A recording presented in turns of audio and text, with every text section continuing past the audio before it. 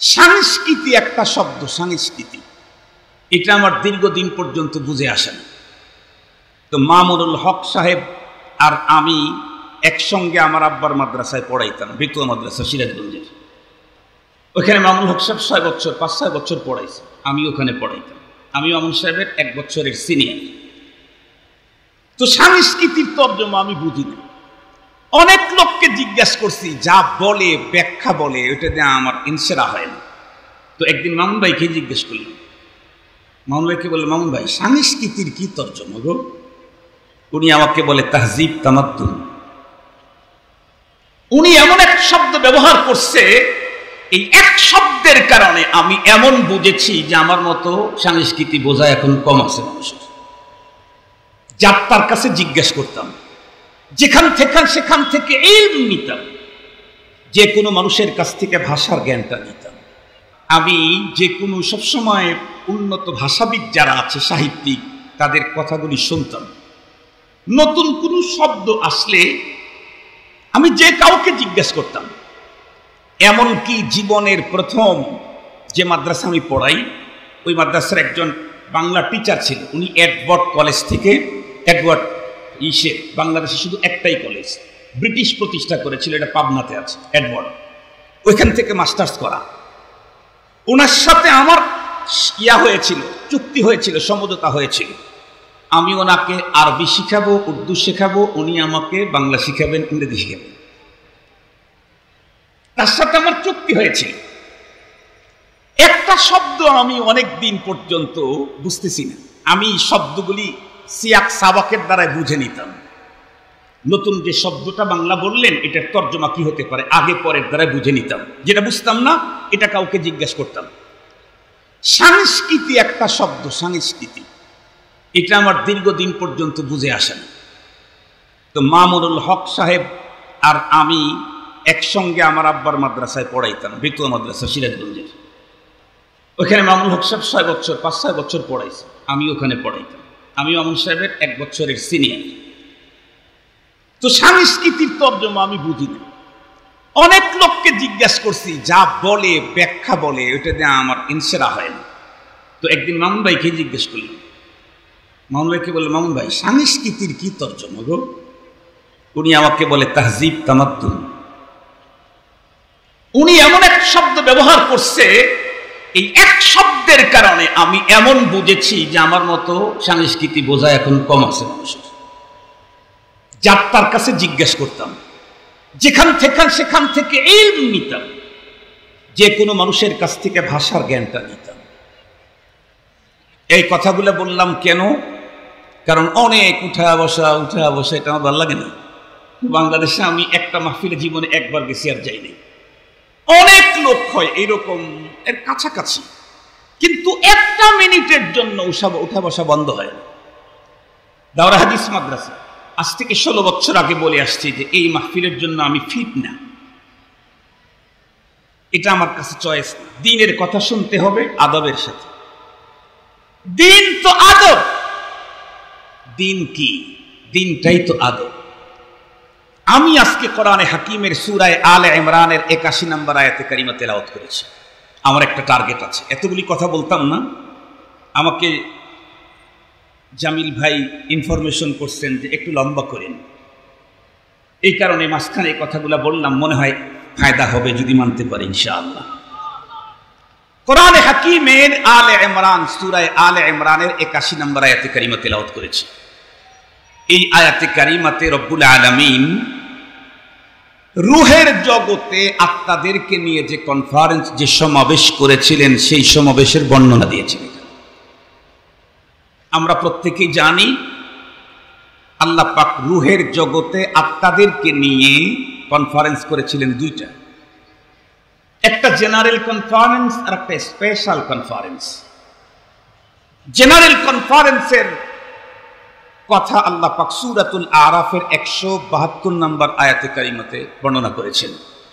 ওই যে সকলের জানা কথা, আলাস্তু বিরব্বিকুম ক্বালু বালা শাহিদনা। ওই কনফারেন্সের বিষয়বস্তু ছিল রুবুবিয়্যাতে বারি তাআলা। আল্লাহ যে রব, এই কথার স্বীকৃতি সমস্ত মানবাত্মার কাছ থেকে আদায় করে নেয়া। পরবর্তীতে রব আর একটা কনফারেন্স করেছেন, স্পেশাল কনফারেন্স। সেটা হলো পৃথিবীর সমস্ত মানবাত্মা থেকে রব নিজে চুনে চুনে বাছাই করে করে ইন্তেখাব করে করে কিছু আত্মাকে ভিআইপি একটা গ্যালারিতে জমা করছেন, ইন্তেখাব করেছেন নিজে। সেখানে কাদের আত্মা ছিল?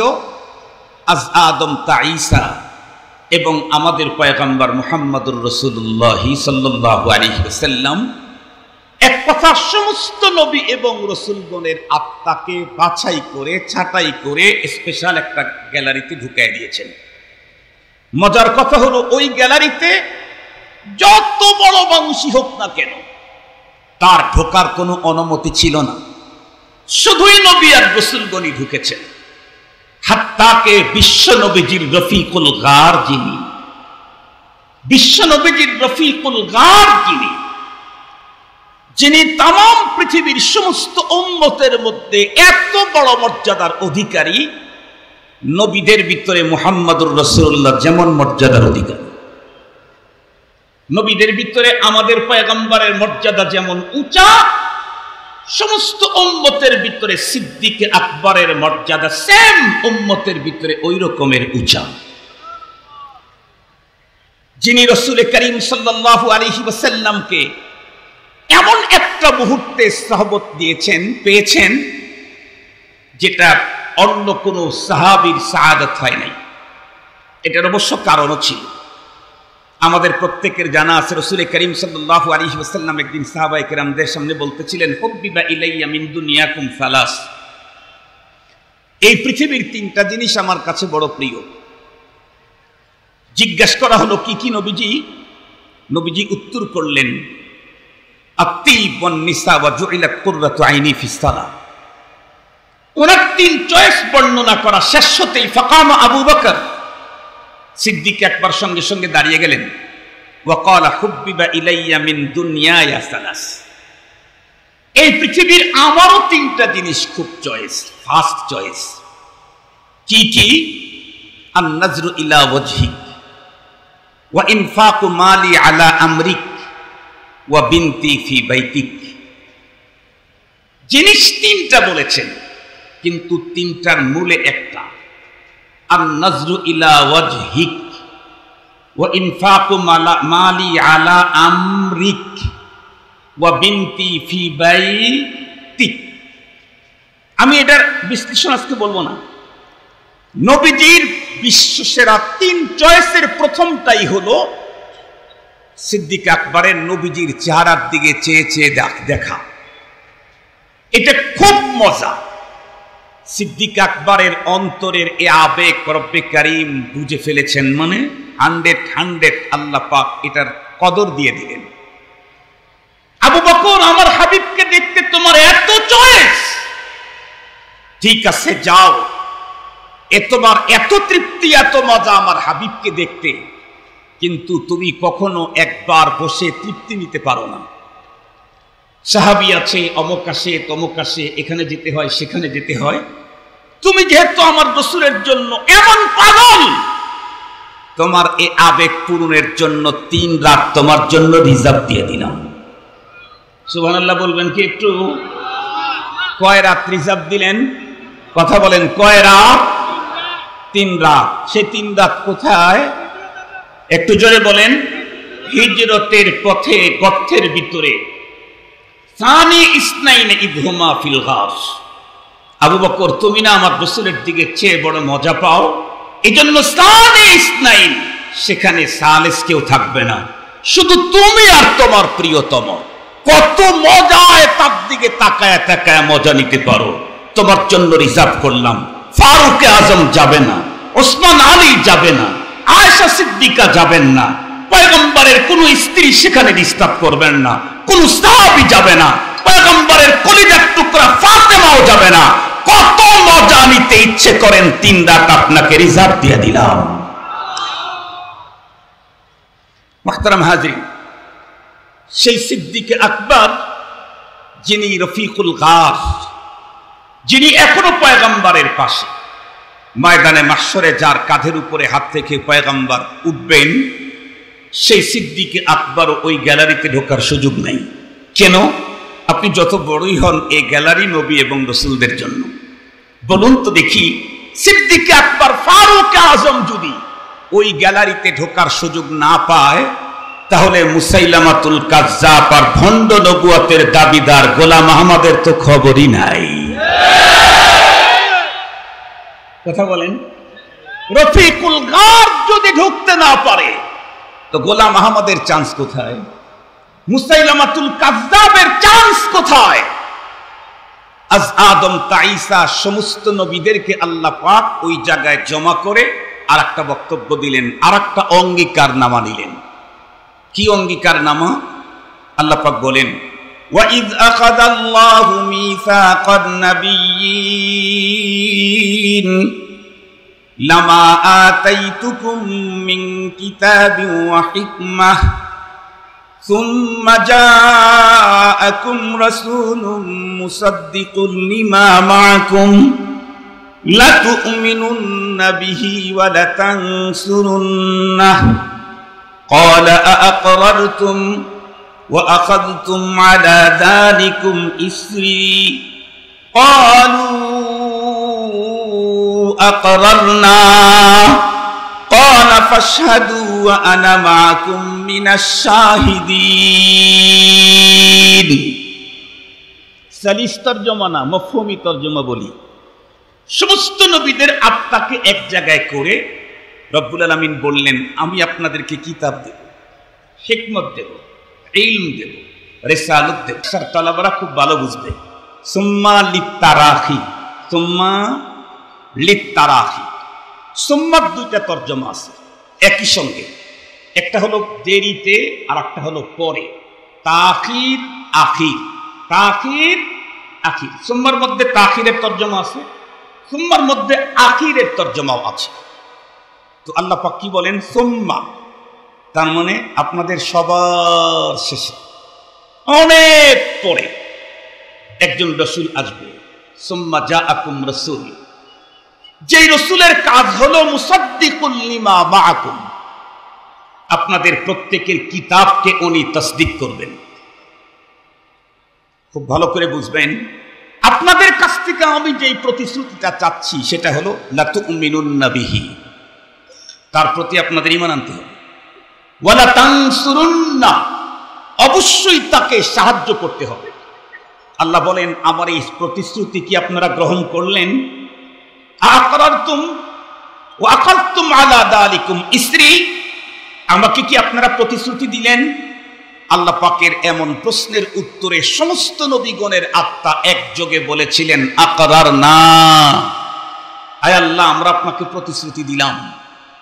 খুব ভালো করে বুঝবেন, আল্লাহ বলেন ফাশহাদু, আপনারা একে অপরের সাক্ষী। ওয়া আনা মাআকুম মিনাশ শাহিদিন, আমিও এই কথার উপরে সাক্ষী। ভালো করে বুঝবেন, আজকে আমাদের বাংলাদেশে খতমে নবুয়ত নিয়ে কত কিছু হচ্ছে, সরকারকে কতবার বুঝাবার জন্য চেষ্টা করা হচ্ছে। আমি এই বিষয়টাকে, এই সাবজেক্টটাকে আজকের এই মাহফিলে চয়েস করার পিছনে একটা গোপন রহস্য আছে, আমাকে কেউ বলেনি। কিন্তু আমি কেন এই সাবজেক্ট এখানে চয়েস করলাম, খতমে নবুয়তের উপরে আলোচনা? কারণ হলো, এই মাহফিলের জন্য আমাকে সর্বপ্রথম যিনি দাওয়াত করেছিলেন, আমাদের সারা বাংলাদেশের সমস্ত উলামায়ে কেরামের মুরব্বী আশরাফ আলী সাহেব হুজুর রহমাতুল্লাহি আলাইহি, আমাকে প্রথম দাওয়াত করেছিলেন।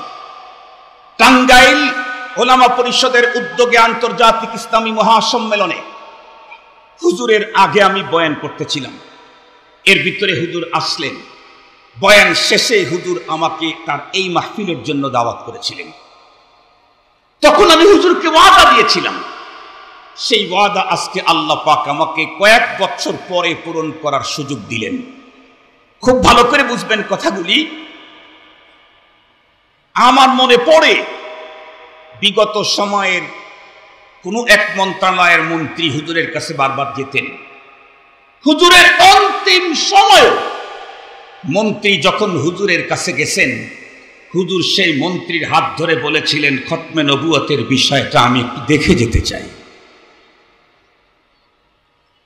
খতমে নবুয়তের বিষয়টা আমি একটু দেখে যেতে চাই। আমাদের স্লোগান কি? কাফের কাফের কাদিয়ানি কাফের। কথা বলেন, আমাদের স্লোগান কি? আর একটা স্লোগান আমাদের আছে, তবে এই স্লোগানটা একটু সংশোধন করা দরকার। এখন যেহেতু রাষ্ট্রেরও সংশোধন চলতেছে, স্লোগান সংশোধন হলে তোর সমস্যা নেই। সেটা হলো, আমাদের আর একটা স্লোগান আছে, নবীর পরে নবী নাই। এই পরের অংশটুকুনের একটু সংশোধন করতে হবে। সেটা হলো, সংসদে আইন চাই না, সংসদেও আইন চাই। একটা ও বাড়ায় দিবেন। কি বলবেন? সংসদেও। কেন? আমরা যদি শুধু স্লোগান দেই নবীর পরে নবী নাই, সংসদে আইন চাই, আমার দেশের কিছু বর্ণচোরা আছে। বর্ণচোরা আছে না নাই? তথাকথিত কিছু সাহিত্যিক বুদ্ধিজীবী আছে যারা 24 ঘন্টায় তাদের সাহিত্যিকতার মায়ের পেছে ইসলাম আর মুসলমানকেই আক্রমণ করতে চায়। আমরা যখন বলবো নবীর পরে নবী নাই, সংসদে আইন চাই, ওরা তখন বলবে, তাহলে তোমাদের নবী পরে নবী নাই এই আইন বাংলাদেশের সংসদে পাশ করে নিতে হবে। আরে না রে বলদের দল, এই আইন বাংলাদেশের সংসদে পাশ করতে হবে না। আমার নবীর পরে যে নবী নাই, এই আইন আল্লাহ পাক আদম থেকে ঈসা পয়গম্বর পর্যন্ত সমস্ত নবীদের কাছ থেকে রূহের জগতে নিয়েই রেখেছেন।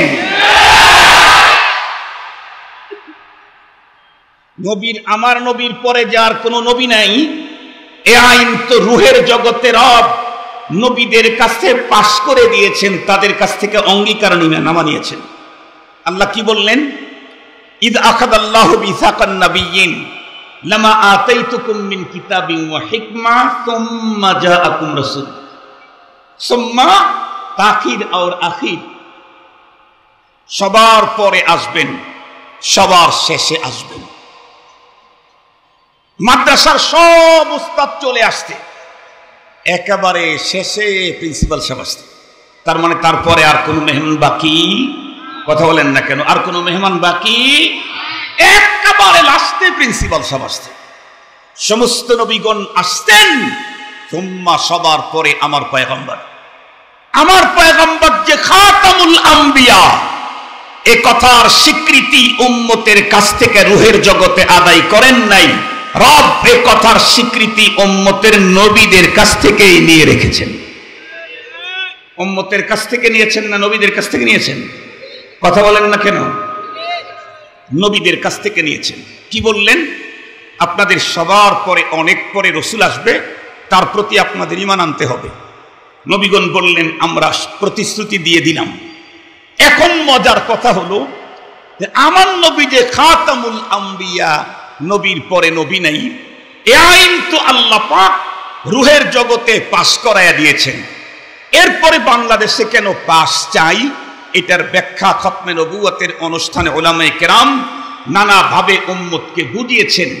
আমি সহজে একটা কথা বুঝাইতে চাই, সেটি হলো, এদেশের 90+ যেহেতু মুসলমান, সুতরাং এদেশের মুসলমানদের অ্যাসেম্বলিতেও এই আইনটা হইলে ওই গোমরাহ গ্রুপটা মুসলমানদের ভিতরে ভয়ঙ্কর গোমরাহির এই জান আর ছড়াইতে পারবে না।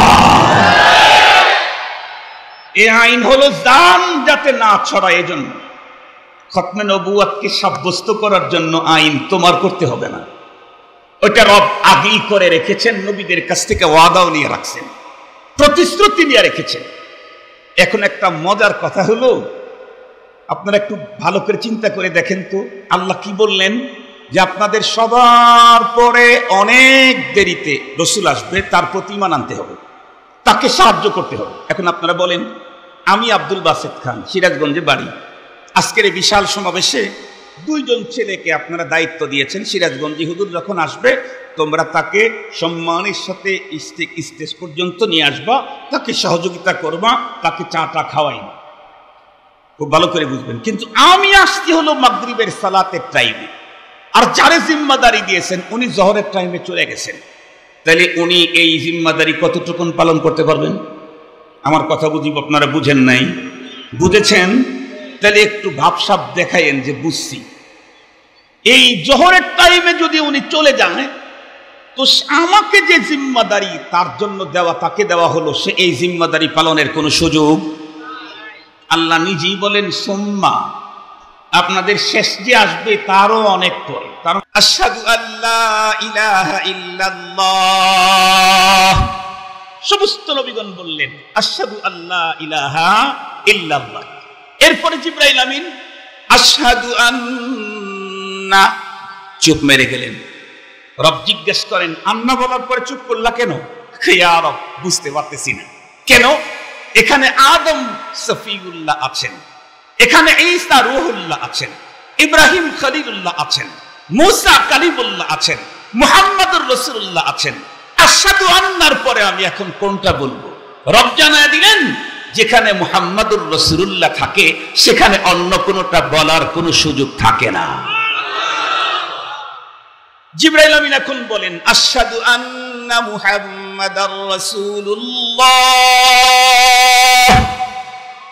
সমস্ত নবীগণ জিবরাইল আমিনের কণ্ঠের সাথে কণ্ঠ মিলাইয়া উনিও বললেন আশহাদু আন্না মুহাম্মাদার রাসূলুল্লাহ।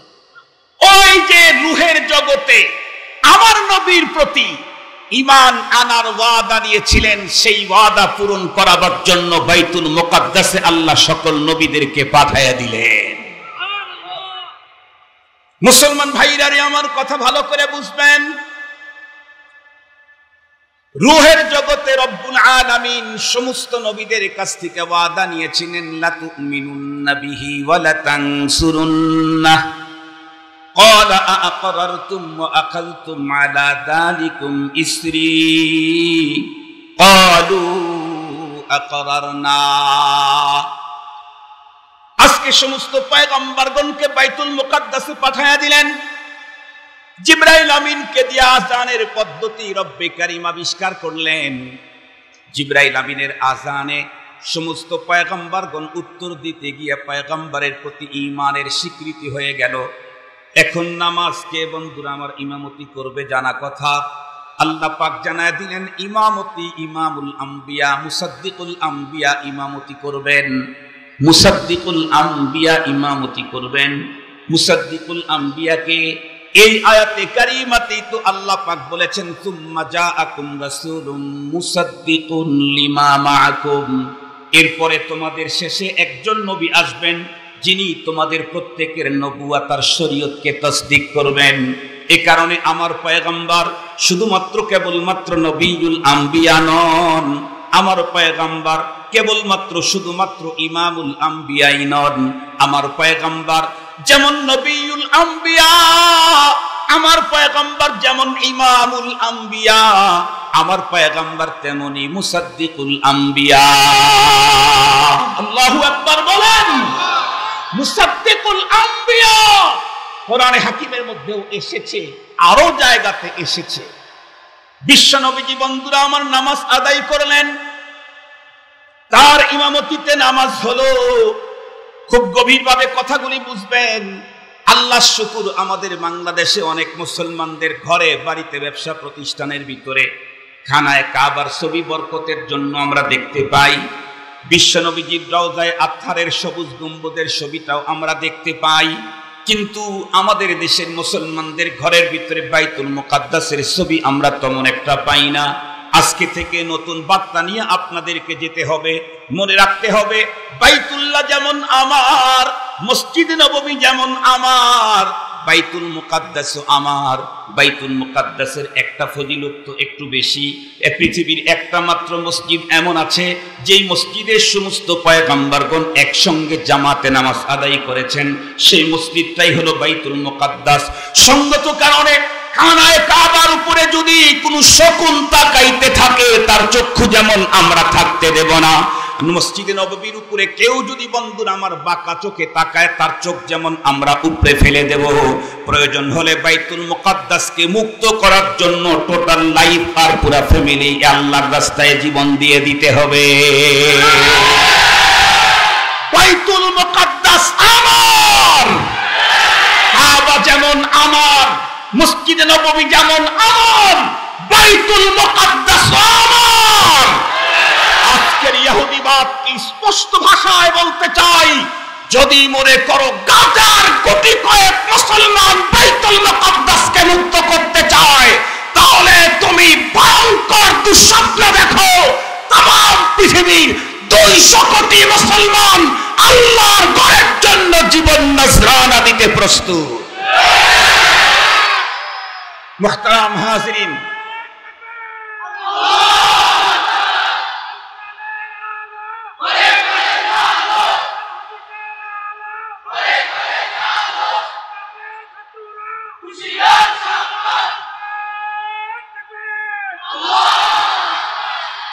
আমাদের দেশে যেহেতু এখন সংস্কারই চলতেছে, গ্রুপ এখন বাংলাদেশে দুইটা। এক গ্রুপ চায় নির্বাচন, আর এক গ্রুপ চায় সংস্কার। তা কি জানেন আপনারা? এক গ্রুপ বলতেছে আগে সংস্কার হোক, নির্বাচন পরে হোক। আর এক গ্রুপ বলে যা হয়েছে হয়েছে, নির্বাচন দেন। তা আমি আর একটা সংস্কার করি। আমার ভাই যিনি তাকবীর দিয়েছেন তাকে আন্তরিক অভিনন্দন, মোবারকবাদ। এত হাজার জনতার মধ্যে উনি নারায়ে তাকবীরের আওয়াজ বুলন্দ করেছেন, মারহাবা। তবে ওনার তাকবীরটা একটু সংস্কার করতে হবে। আপনাদেরটা আর কি, ওনারটা ঠিক আছে, ওনারটা একটু সংস্কার করতে হবে, আপনাদেরটা সংস্কার করতে হবে। নারায়ে তাকবীর ঠিক আছে, লিল্লাহ তাকবীর ঠিক আছে, আল্লাহু আকবার ঠিক আছে। পরে কি? কোরআন, আল কোরআনের আলো, এটাও ঠিক আছে। আল হাদিসের আলো, এটা একটু সংস্কার করে কোরআন সুন্নাহর আলো একবারে বললে ভালো হয়। আর যদি পৃথক করে বলতে চান তাহলে আল কোরআনের আলো, আস সুন্নাহর আলো, এটা বলতে হবে। কেন? হাদিসের আলো আপনি জ্বালাইতে পারবেন না জীবনে। হাদিস কি? হাদিস হলো নবীজি যা বলেছেন, যা করেছেন, যেগুলি সমর্থন দিয়েছেন সব। বলেন তো দেখি, নবীজি ডান হাতের শাহাদাত আঙ্গুলের ইশারায় চাঁদকে 2 টুকরা করেছেন, এটা হাদিস। এই আলো আপনি জ্বালাবেন কেন? কথা বলেন, কথা বলেন। আপনি ইশারা করে জ্বালাইতে ভাগ করতে পারবেন না। পয়গম্বরের যে হাদিসগুলি আছে এগুলি 3 প্রকার। কিছু হাদিস এমন আছে যেগুলি করার যোগ্যতাই আমাদের নাই, যেমন এখন যেটা বললাম, এই যোগ্যতাই আমাদের নেই। আর এক প্রকারের হাদিস আছে যেগুলি করার যোগ্যতা আছে, পারমিশন নাই। যেমন নবীজি একসঙ্গে বিয়ে করেছেন সর্বোচ্চ 9টা, আপনি কয়টা করতে পারবেন? আরে জোরে বলেন। 4টা। তাই আসতে বলতেছে কেন? যদি বাড়িতে শোনে তাইলে আজকেই বের করে দিবে। ঠিক আছে, 4টা বলার মতো লোক এখানে নাই। যে বলছে জানি না, বিবাহিত না অবিবাহিত, আল্লাহ ভালো জানে। তো আমি কিন্তু ইচ্ছা করলে 30টা করতে পারবো, এই ক্ষমতা আমার আছে, কিন্তু পারমিশন, কথা বলেন, পারমিশন। নবী একসঙ্গে এতগুলি বিয়ে করেছেন, এটা হাদিস। এই হাদিস মানার কোনো পারমিশন নেই। আর একটা আছে যেগুলি আমি মানতে পারবো, আমাকে মানতে হবে, এগুলাকে সুন্নাহ বলা হয়। এগুলা কি বলা হয়? এই জন্য এখন থেকে আমাদের স্লোগান হবে কোরআন সুন্নাহর আলো। 100% রাইট হয়ে যাবে ইনশাআল্লাহ। রাজি আছি ইনশাআল্লাহ? আপনারা বলছেন ঘরে ঘরে জ্বালো, অথবা বলবেন সংসদে জ্বালো। আমি এর সাথে একমত না। কেন? আপনি যদি ঘরে জ্বালান তাহলে সংসদে কোরআন বিরোধী আইন হতেই থাকবে। কথা বলেন না কেন? বিগত সময়ে যারা সংসদে কোরআন সুন্নাহ বিরোধী আইন করবে না বলে ওয়াদা করেও যারা করেছে, তারা কিন্তু ঘরে ঠিকই ইসলামের আলো, কোরআনের আলো জ্বালায়, নামাজ ঠিকই পড়ে, রোজা ঠিকই রাখে। কথা বলেন না কেন? কিন্তু সংসদে গিয়ে কোরআনের বিরুদ্ধে আইন করে, তাহলে বোঝা গেল ঘরে জ্বালাইলেও কাজ হবে না। তো সংসদে জ্বালায় দেই, সংসদে জ্বালাইলেও পুরা কাজ হবে না। কেন?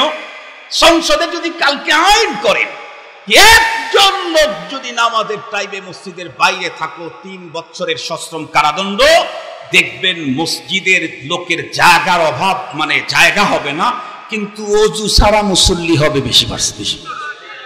কারণ 3 বছরের ইসের থেকে তো আগে বাঁচতে হবে আমাকে, শরীয়ত পরে আগে নগদটা বাঁচে। একটা জায়গায় যদি জ্বালাইতে পারেন তাহলে সংসদও ঠিক হবে, ঘরও ঠিক হবে, বাজার ঠিক হবে, দেশ ঠিক হবে, বিদেশ ঠিক হবে, আন্ডারগ্রাউন্ড ঠিক হবে, আকাশের মহাকাশেও ঠিক থাকবে। সেটা হলো অন্তরে যদি জ্বালানো যায়। তাছাড়া কোরআন শরীফ খুলে দেখেন, আল্লাহ তার রাসূলকে বলেছেন, ওগো হাবিব আমার, আমি এ কোরআন আলা কালবিকা, আপনার অন্তরের উপরে এটা দিলাম। কোথায় আল্লাহ জ্বালাইলেন? কোথায় কোথায় জ্বালাইছেন? আল্লাহ তার হাবিবের অন্তরে কোরআনের আলো জ্বালাইলেন। আপনারা নিয়ে সংসদে জ্বালাইতে চান কেন? ফিহি নজরুন ডাল মে কুছ কালা হয়। এজন্য আল্লাহ যেখানে জ্বালাইতে চাইছে সেই জায়গায় জ্বালাইলে কাজ হবে। এখন একটা স্লোগান দেন,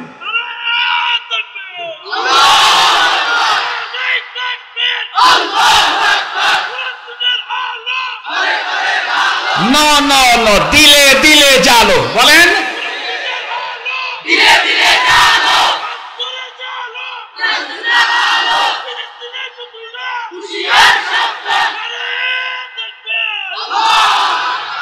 এই দুইটা জিনিস তো ঠিক হবে, এখনই তো ঠিক হয় নাই, ভুলে গেছেন। সৌসেদা দিয়ে নিন।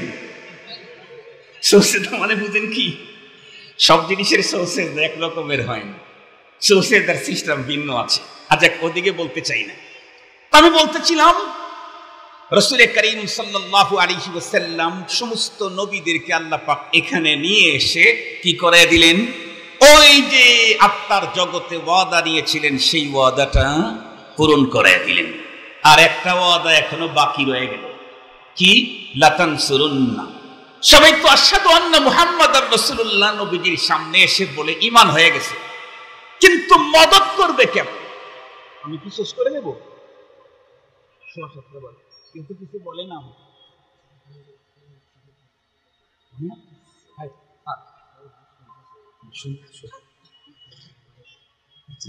ঠিক আছে, আমি একটু জেনে নিলাম, কারণ সমাবেশে তো অনেক খুঁতা বাড়া থাকে, আর আমি আল্লাহ শুকুর সবসময় চেষ্টা করি আর একজনের হক নষ্ট না করার জন্য।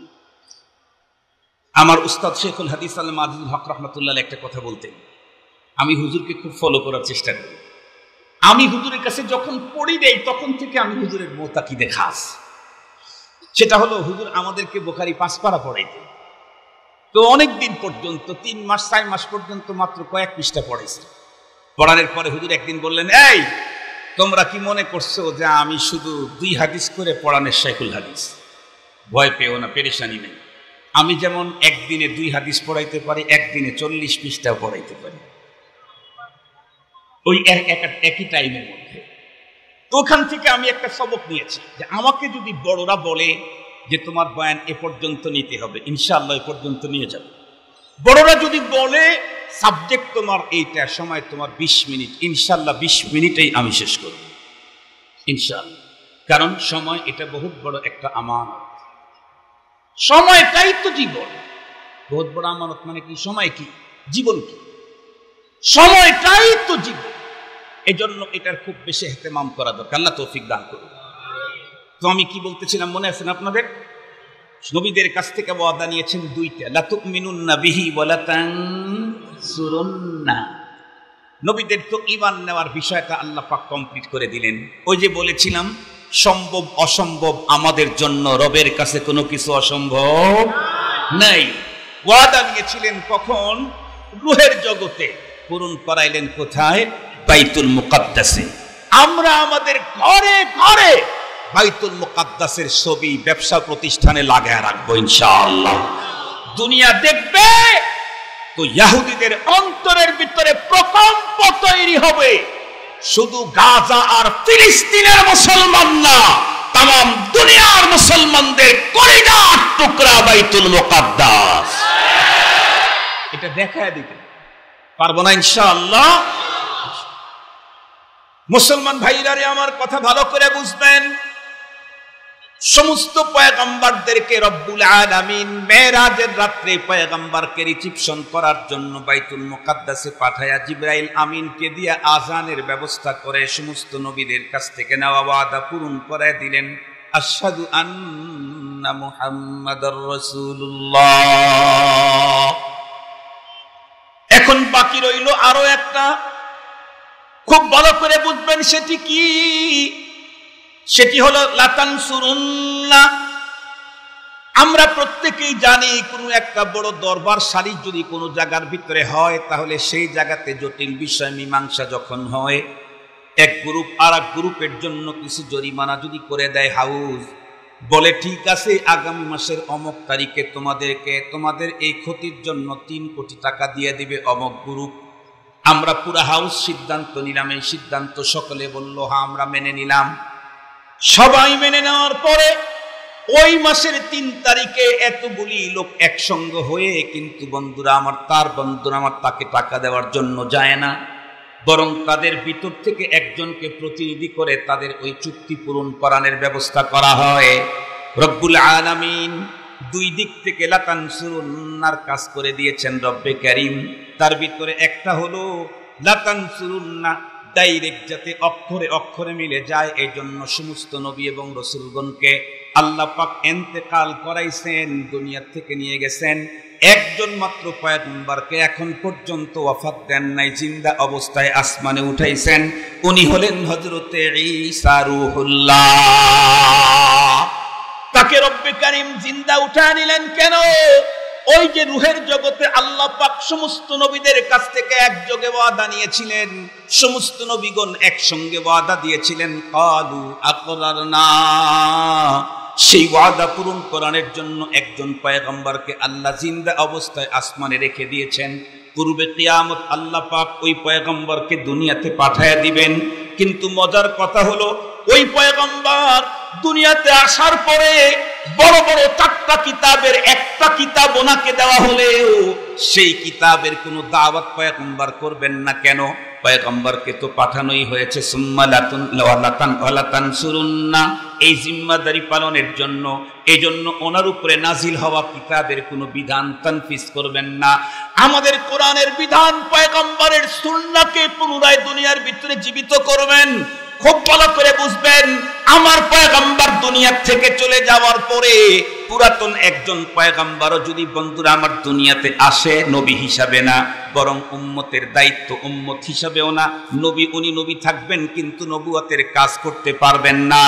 এইটাই যদি বিধান হয়, তাহলে আমার পয়গম্বরের পরে মুসাইলামাতুল কাজ্জাব আর গোলাম আহমদ কাদিয়ানী ঢোকার জায়গা কোথায়?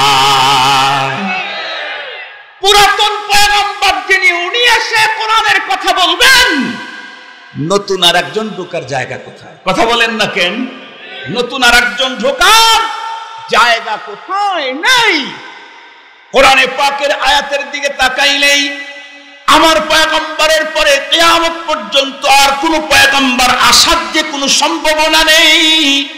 কোরআনের অন্য আয়াতের দিকে তাকানোর দরকার নাই। সূরা আলে ইমরানের 81 নম্বর আয়াতের দিকে একটু তাকান। আল্লাহ কি বললেন? আল্লাহ বললেন, সুম্মা জাআকুম রাসূল মুসাদ্দিকুল লিমা মাআকুম, শেষে আমি এমন একজন পয়গম্বর পাঠাবো যেই পয়গম্বর তোমাদের সকলের নবুয়তকে সত্যায়ন করবে। খুব ভালো করে বুঝবেন, তাহলে আমার পয়গম্বর যার নবুয়তকে সত্যায়ন করবে সেই পয়গম্বর, যার নবুয়ত সত্যায়ন করবেন না সে পয়গম্বর বলে আল্লাহর কাছে বিবেচিত হবে না।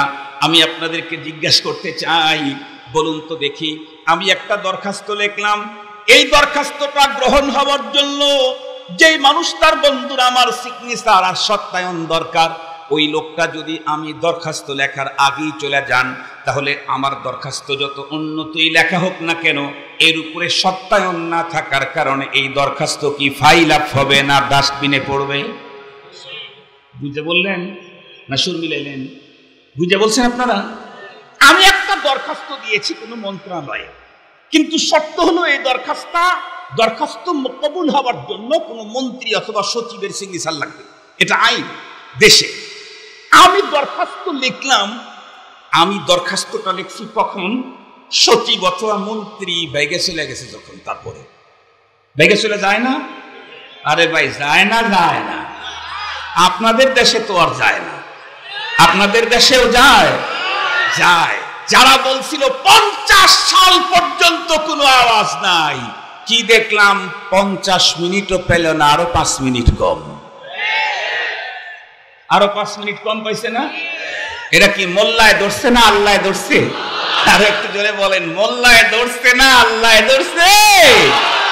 ইন্না বাতশা রাব্বিকা লাশাদীদ। লাশাদীদ, লা চিনেন না?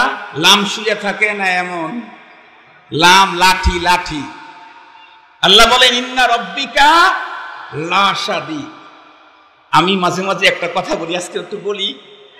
মাছ দেখবেন, মাছ, পুকুরের মাছ এখন তো ম্যাক্সিমাম জায়গায় পুকুরের উপরে নেট দিয়ে রাখে। পশু পাখির হকটাও তারা আদায় করতে চায় না, সব খেয়ে ফেলবে, পুকুরে নেট দেয়। আগে তো নেট সিস্টেমের ছিল না। পুকুরের যে মাছ ধরে পানি থেকে দুই রকমের পাখি স্বাভাবিকভাবে বেশি মাছ ধরে, দুই রকম। একটা হলো মাছরাঙ্গা, চিনেন নাকি আপনারা? আছে আমাদের দেশে, আছে মাছরাঙ্গা, আলহামদুলিল্লাহ। আর একটা আছে চিল অথবা বাজ, এটাও মাছ ধরে, কিন্তু দুই পাখি মাছ ধরার পদ্ধতির একেবারে ভিন্নতা, সিস্টেম দুই রকমের। মাছরাঙ্গা দেখবেন পুকুরের উপরে এর দুই হাত দিয়ে এরকম পাখা এরকম করে ওর মনিটরটা শুধু একটু ঘুরাবে, মনিটর দেখছেন না? ক্যামেরা দেখছেন না? ক্যামেরাটা খালি একটু এরকম করে ঘুরাবে, দেখছেন আপনারা? এই অটোমেটিক ক্যামেরা বানা রাখছে না, ঘুরে ঘুরে এই মাছরাঙ্গার ক্যামেরা খালি ঘুরে এরকম করে আর এরকম। ও ঘন ঘন আক্রমণ করে, এই 2 মিনিটে 5 বার আক্রমণ করে।